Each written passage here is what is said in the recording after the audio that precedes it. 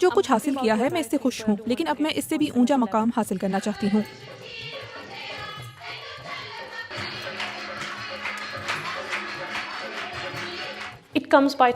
سچ کہوں تو یہ وقت کے ساتھ ساتھ آتا ہے، ہر چیز اپنا وقت لیتی ہے، یہ بھی وقت اور پریکٹس کے ساتھ آتا ہے، چاہے وہ گدے کا فٹ ورک ہو یا تالی یا پھر چہرے کے تاثرات۔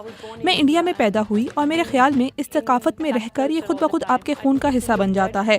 اگر آپ گدے کو ڈانس فارم کی طرح دیکھیں تو آپ کو معلوم ہوگا کہ یہ محض جوش و خروش کا مظاہرہ نہیں ہے، گدے میں چہرے کے تاثرات کا بھی بہت اہم کردار ہوتا ہے، تاثرات اور جوش و خروش دونوں اسے خوبصورت بناتے ہیں۔ میرے خیال میں ڈانس آپ کو ذہنی اور جسمانی طور پر فٹ رکھتا ہے۔ ایشین کمیونٹیز میں بہت سے لوگوں کو ذہنی تناؤ کا سامنا رہتا ہے اور وہ اس بارے میں خاندان سے کسی سے بات نہیں کرتے۔ یہ گروپ ایسی ہی خواتین کے لیے ہے تاکہ وہ یہاں آئیں اور اپنا ذہنی تناؤ کم کر سکیں۔ گدہ انہیں پرسکون رہنے میں مددگار ہے۔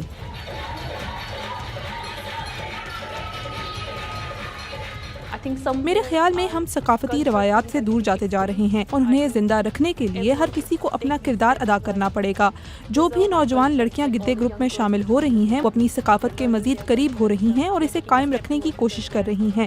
گدہ اس میں شاید ان کی مدد کر رہا ہے۔ جب تک میں زندہ ہوں میں اپنی ثقافت کے ساتھ جڑے رہنا چاہتی ہوں اور نوجوان نسل کو اس سے متعلق آگاہی دینا چاہتی ہوں۔